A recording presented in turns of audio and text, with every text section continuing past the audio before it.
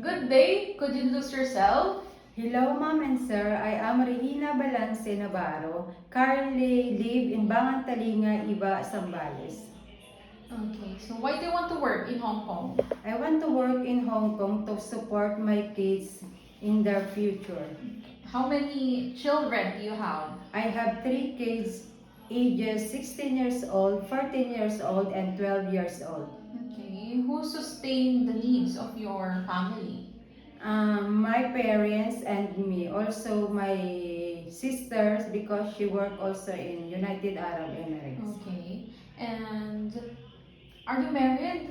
Yes, ma'am. Okay, what is the occupation of your husband? He is a driver. And do you have any work right now?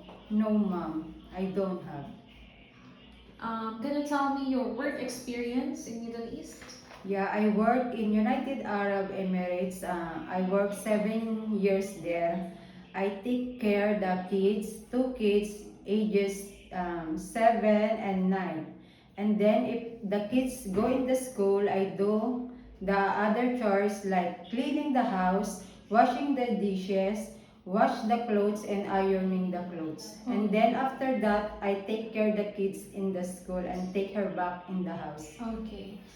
Do you have any co-workers that time? Yes, ma'am. We have 2.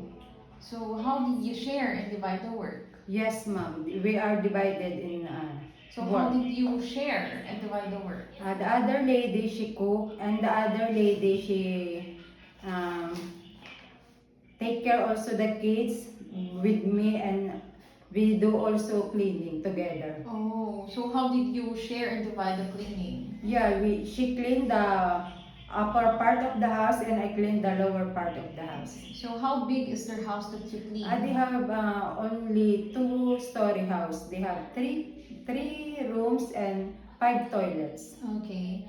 And how often did you usually clean all of those areas? Is it every day or how many times a week? Yeah, or- every day, madam, we clean together. Okay. And can you tell me how did you usually take care of the children or the baby? The kids, if they wake up, they give them food, and then after they eat breakfast, they change their clothes to ready to go in the school, ma'am. And then we take her in the school. Oh, okay, I see. And so you are the one who uh, accompany them to school? Yes, ma'am. Drop him and take her back in the house. Oh, how about who is the one who prepared the meals of this toddler or the baby? The other helper, madam, she cooked the breakfast, lunch, and the dinner. Okay. And how about your experience in Saudi? Can you tell me about it? And that's how I finished 2 years contract there, ma'am. They have 6 member of the family. I only one housemaid there. I clean. I do all the house household chores. Yeah. Okay. And aside from doing household, what else are your duties or your responsibilities during that time? They prepare their foods, their clothes, and then I will clean all the rooms. Okay, so how old are their children? I think they're toddlers, ma'am. Okay, so how old I are the think toddlers that you took care? the one is college and the 3 is in from the high school. Oh, so they are old. Yeah. They're not children anymore. Yeah. Okay. And since you have an experience in taking care of baby, is it okay with you again to take care of baby? Yes, ma'am. What if the baby could not stop crying? What will you do? I want to sing for them, or maybe their diaper is full, or maybe they're hungry. I will check. Okay. And what if toddler? Are you willing to take care of toddler? The 1 to Yes. 3 years old? Yes, ma'am. What if the toddler having tantrums? What will you do? I will play with him. Maybe she can contact me and play also. And then maybe I will ask him if maybe she's hungry or maybe she want something to do. Okay. And can you sing a nursery song? Blah, blah, black sheep, have you any wool? Yes, sir, 3 bags full. Okay, that's nice. And have you experienced before tutoring or teaching a child or a toddler? No, ma'am. No, okay. Yeah. And but are you willing, if ever, to your future employer to help their children with their homework or school activities? Is it okay with you? Yes, ma'am. I will do. Okay. And how about children? What if children were fighting and naughty? How do you handle that? I will ask them or I will ask the mom to handle the situation, or I will ask them to stop fighting. I will talk to him slowly, and maybe they will understand. Okay. What if they are still fighting and they are not listening to you? I will call the mom, and then maybe they will listen to their parents. Okay. And what will you do if the kids have fever? I will ask the mother. I will ask him the baby have fever, and I will check also. And then I will ask her maybe I can give her the first aid medicine. Okay. And for cooking, what types of dishes you know how to cook? Only sometimes I cook Arabic food and Asian food only. Ma'am.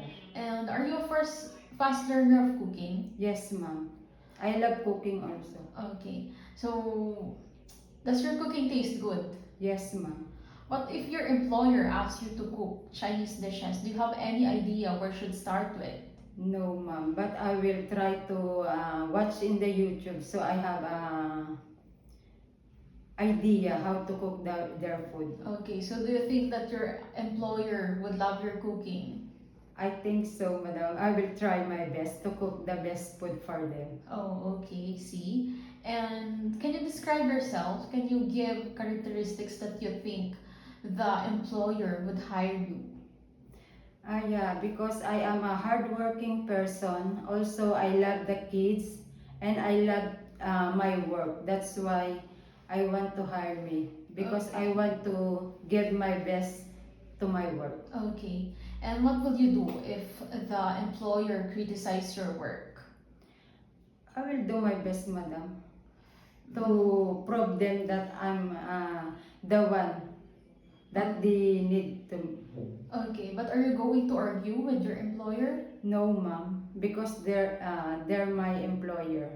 Okay, so what will you do? I will listen to them, madam, and I will try my best to do my work.